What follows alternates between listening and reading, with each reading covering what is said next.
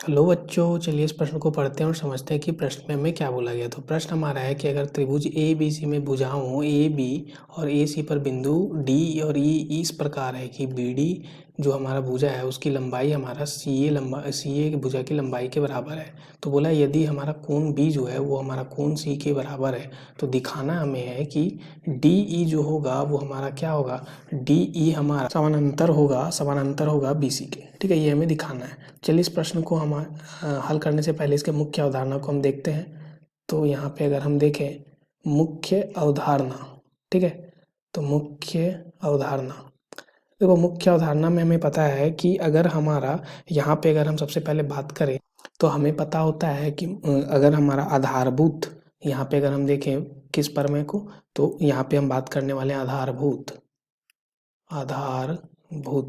ठीक है, आधारभूत अनुपातिकता, यानी कि अनुपातिकता, ठीक है, पातिकता प्रमेय का विलोम,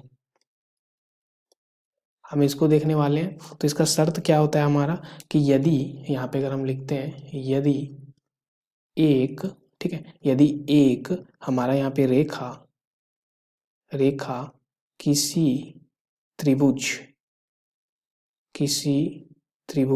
ठीक है, किसी त्रिभुज की दो भुजाओं को,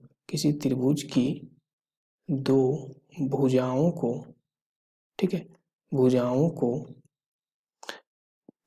को एक ही अनुपात में, ठीक है, एक ही अनुपात में, ठीक है, एक ही अनुपात में विभाजित करे तो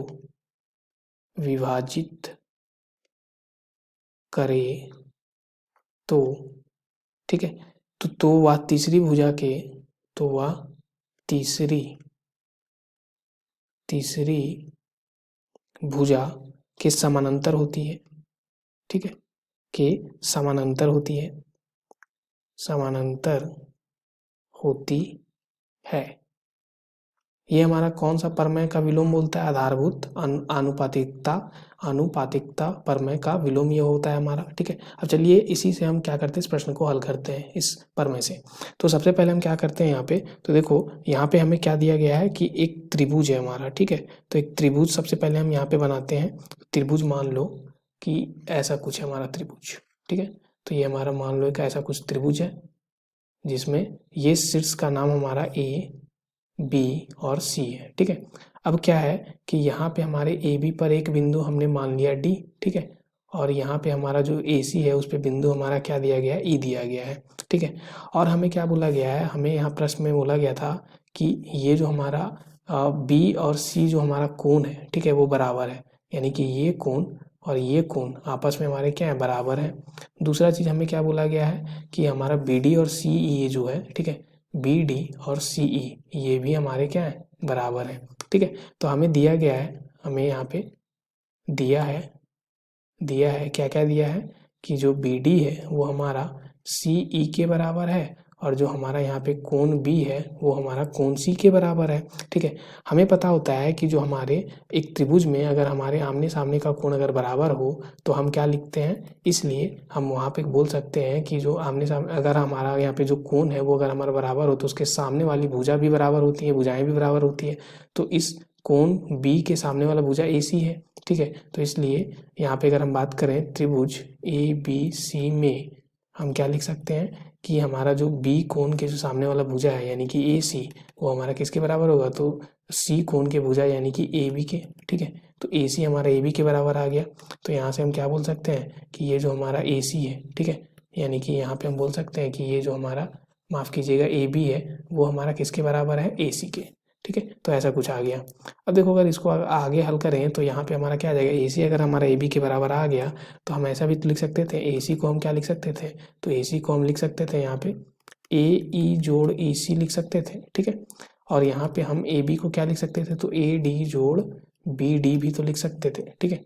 तो यहाँ पे ये हो गया ए ई जोड़ सी ई सी को हमने सी लिख दिया और इसको ए डी जोड़ बी डी लिख दिया।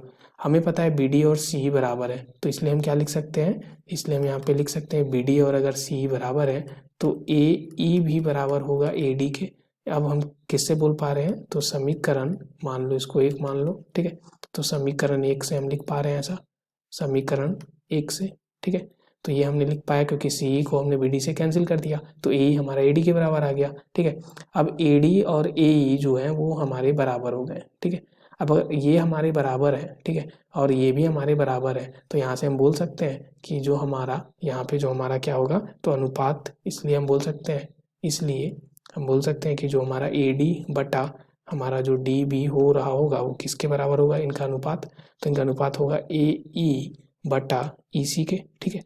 अब हमें यहाँ पे पता है कि अगर हमारा ए डी बटा डी बी बराबर अगर हमारा हो जाए ए ई बटा ई सी के, तो हम यहाँ से बोल सकते हैं, जो हमने यहाँ पे आधारभूत मुख्य अवधारणा में जो हमने यहाँ पे प्रमेय का विलोम देखा था, आधारभूत आनुपातिकता प्रमेय का विलोम, कि यदि एक रेखा किसी त्रिभुज की दो भुजाओं को एक ही अनुपात में विभाजित करे तो वह तीसरी भुजा के समानांतर होती है, ठीक है। तो यानी कि ये जो रेखा है, ये रेखा जो है, ठीक है, ये इन दोनों भुजा को यहाँ पे क्या कर रही है, समान अनुपात में विभाजित कर रही है, तो इसलिए ये हमारी तीसरी रेखा, त्रिभुज की तीसरी रेखा ये BC है, उसके समानांतर हो जाएगी। तो इसलिए हम बोल पाएंगे कि इसलिए हम क्या बोल पाएंगे, यहाँ पे मैं लिखूंगा आधारभूत आनुपातिकता प्रमेय